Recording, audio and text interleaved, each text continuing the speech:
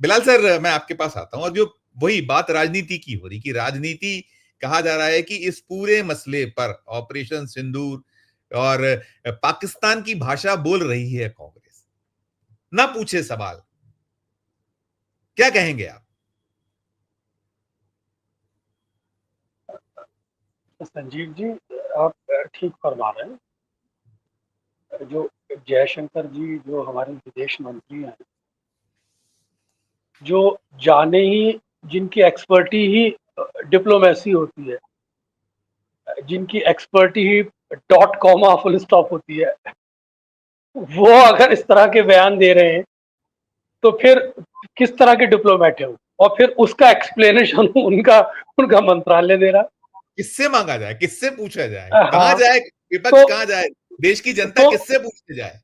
तो जो back fire करना था उनसे, जो उन्होंने जो बोला वो तो बोल दिया उन्होंने, वो डैमेज तो कर ही दिया। तो जो इम्प्रेशन उन्होंने दिया कि हमने इन्फॉर्म कर ये मैं दिया एट इसमें अर्ली इसमें स्टेज। बिलाल सर माफी चाहता हूं, इसमें क्या, ये जिस तरीके का इस समय सीन है, जो मोदी जी और मोदी जी वो 1 से लेकर और 25 28 जितना बोली जी वहां तक तो अकेले हैं। ये क्या कोई स्ट्रेटेजिकल है, क्या है इसके पीछे? कुछ और भी कुछ दिखाई पड़ रहा है क्या, देख पा रहे हैं एज ए विश्लेषक आप? हाँ, तो मैं वही आ रहा हूँ, आपने बिल्कुल सही रेलिवेंट क्वेश्चन रेज किया। तो अगर आप इन्फॉर्म कर रहे हैं और इम्प्रेशन ये आ रहा है कि कहीं ना कहीं एक अंडरस्टैंडिंग है, तो अगर पाकिस्तान की के साथ अंडरस्टैंडिंग के साथ आप ये कर रहे हैं, तो कहीं ना कहीं, और उस पर आप पूरे कंट्री, तो फिर ये नेशनलिज्म की लड़ाई नहीं हुई, ये राष्ट्रवाद की लड़ाई नहीं हुई, ये फिर आतंकवाद के विरुद्ध लड़ाई नहीं हुई। और अगर ये अंडरस्टैंडिंग से हो रही, इफ अगर, तो ये फिर दोनों कंट्री अपनी अपनी डोमेस्टिक पॉलिटिक्स को अपीज करने के लिए लड़ाई लड़ रहे थे। फिर तो ये हो गया, आप अपने यहां अपीज कर रहे थे, हम अपने यहां अपीज कर रहे थे, तो ये राष्ट्रवाद की लड़ाई नहीं हुई। फिर तो ये डोमेस्टिक पॉलिटिक्स का जो प्रेशर है, अब वो डोमेस्टिक पॉलिटिक्स का प्रेशर क्या था? डोमेस्टिक पॉलिटिक्स का प्रेशर इंटरनल ये था कि राहुल गांधी यहां जातीय जनगणना की बात कर रहे थे, संघ यहां पर भारतीय जनता पार्टी के अध्यक्ष बदलने की बात कर रहा था, संघ का पूरा नेतृत्व दिल्ली पड़ा हुआ था, बड़े बड़ी मीटिंगें कैंसिल हो रही थी, प्राइम मिनिस्टर अपने प्रोग्राम कैंसिल कर रहे थे, विदेश मंत्री का दौरा कैंसिल हो रहा था। आखिर क्यों हो रहा था ये? तो कहीं ना कहीं जो एक अटकलें लगाई जा रही थी कि कुछ बड़ा होने जा रहा है, बड़ा होने जा रहा है, तो ये उसकी तैयारी थी। आपने अपनी खबरें यहां तक है संजीव जी के प्राइम मिनिस्टर से इस्तीफे मांगने की बात हो रही थी इंटरनल, उस लेवल पर संघ यहां पे आके जुड़ गया था दिल्ली में, या तो आप इस्तीफा दीजिए या हमारी कंडीशंस पर, आप हमारी कंडीशंस को एक्सेप्ट कीजिए, इस तरह से घेर लिया था। उस प्रेशर से निकलने के लिए ये सारा का सारा एक इंटरनल डोमेस्टिक पॉलिटिक्स को अपीज किया गया, एक शॉर्टकट मारा गया कि मैं अपने प्रेशर से अपने आप को बाहर निकालूं। वही वक्फ वाले इश्यूज पर आप बुरी तरह फंस चुके थे सुप्रीम कोर्ट में। तो ये सारी डोमेस्टिक पॉलिटिक्स का जो प्रेशर था, वहां उसको अपीज करने के लिए हो सकता है ये फ्री किया गया, जिसमें पाकिस्तान के साथ आपने एक अंडरस्टैंडिंग कायम की।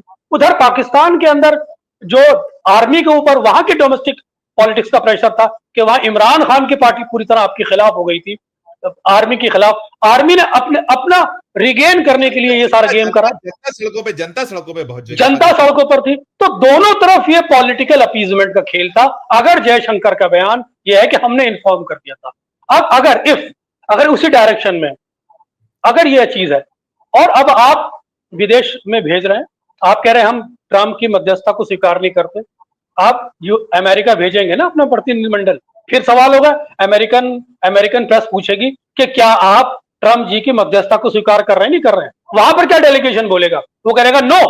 तो अमेरिका में बैठ कर आप ट्रंप को कहेंगे नो, फिर बैकफायर करेगा आप पर, फिर ट्रंप प्रोवोक होगा, फिर इरिटेट होगा वो वहां पर बैठकर। तो आप कर क्या रहे हैं? देखिए, डिप्लोमेसी बहुत ही बारीक, बहुत ही संवेदनशील, ये बिल्कुल ऐसा है जैसे रेशम रेशम के धागे पे चलने वाला खेल होता है। लड़ाई जो होनी थी हो गई, अब तो डिप्लोमेटिक लड़ाई होनी है। वहां पर भी आप हर तरफ लड़ने की बात कर रहे हैं, अंदरूनी तौर पर भी आप लड़ रहे हैं, लोगों पर एफआईआर करा रहे हैं, उल्टे मंत्री उल्टे सीधा बयानबाजी दे रहा है।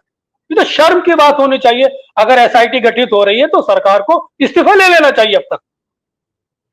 मुझे नहीं ध्यान है कि ऐसा कुछ बहुत, ये शायद बहुत मध्य प्रदेश में तो स्पष्ट नहीं होता कि सुप्रीम कोर्ट और अगर मौजूदा मंत्री एसआईटी का गठन करे, और एसआईटी में भी सुप्रीम कोर्ट अगर कंडीशन लगा रहा है, आपकी व्यवस्था पर शक कर रहा है, तब तो डूब के मरने वाली बात है आपके लिए।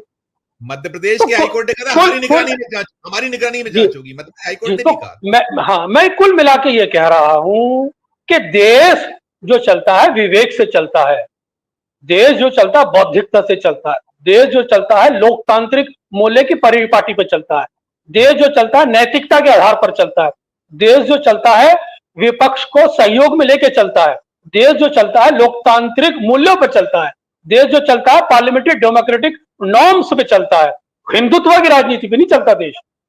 बिल्कुल बिल्कुल। तो कुल मिलाकर ये हिंदुत्व के जो आइडियोलॉग है, इससे देश नहीं चलेगा। आपको डेमोक्रेटिक होना पड़ेगा। डेमोक्रेटिक होने के साथ साथ आपको संवैधानिक मूल्यों की इज्जत करनी पड़ेगी, तभी आप देश चला पाएंगे। तभी आपके ऊपर जो इमोशनैलिटी का जो एक हवा खड़ा हुआ है कि साहब Hindutva is superior, Hindutva is not superior, Hindutva through the nation Hindutva is superior. अगर पहले राष्ट्र है तब हिंदुत्व सुपीरियर है, अगर राष्ट्र ही नहीं है तो हिंदुत्व क्या कर लेगा। बिलाल सर आप टिप्पणी करिए, फिर मैं इकबाल जी से टिप्पणी लेता हूं जी। संजीव जी, क्योंकि डिप्लोमेसी की बात चल रही है, मैं contemporary India and the world मेरा पेपर है, मैं इसको मास कॉम में पढ़ाता था। दरअसल आप हमले से पहले अमेरिका के टच में थे, हमले के इमीडिएटली बाद आपने जेडी वेंस को इन्फॉर्म किया, क्यों कर रहे थे फिर आप अमेरिका को इन्फॉर्म, क्यों आप उसको कॉन्फिडेंस में लेके रखे हुए थे। वही सारे सवाल हैं, वही सारे। फिर आप राहुल गांधी पर खास तौर से देश के सब एलओपी है उस पर यह आरोप लगाते आए right from the beginning, record पर लगाते आए, ऑफिशियल आरोप लगाते आए कि राहुल गांधी विदेश भूमि पर जाके देश को अपमानित करते हैं, लज्जान्वित करते हैं। उसी अपोजिशन पार्टी का आपको सपोर्ट चाहिए देश का सरकार की चरित्र को उभारने के लिए। क्यों चाहिए फिर आपको, आप उस पार्टी को तो हेड को आप कहते हैं वो बदनाम कर रहा है देश को, तो फिर क्यों चाहिए उसका सपोर्ट। और रहा डिप्लोमेसी की बात, देखिए ग्लोबल वर्ल्ड के अंदर चाइना अमेरिका एक दूसरे के कॉम्पिटिटर हैं, ट्रेड में भी कॉम्पिटिटर हैं और डिप्लोमेसी भी कॉम्पिटिटर है और वर्ल्ड पावर बनने में भी कॉम्पिटिटर है, एक दूसरे का अपोजिट है। पाकिस्तान ने फाइन बैलेंस कर रखा है दोनों में, चाइना को भी साथ रखा, अमेरिका को भी साथ रखा है। आपने क्यों नहीं साथ रखा चाइना और अमेरिका के साथ। डिप्लोमेसी ये होनी चाहिए थी कि जब आप ये स्वीकार कर रहे हैं कि अमेरिका ने मध्यस्थता नहीं की, तो डिप्लोमेसी ये होनी चाहिए थी डेलीगेशन चाइना भेजा जाता, वहां बताया जाता, हमारा पड़ोसी देश है उसका पहला हक था, वहां बताया जाता कि पाकिस्तान कैसा आतंकवादी हमारे देश में भेजा है, क्योंकि चाइना खुद आतंकवाद का, पाकिस्तानी आतंकवाद का शिकार है। डिप्लोमेसी ये होनी चाहिए।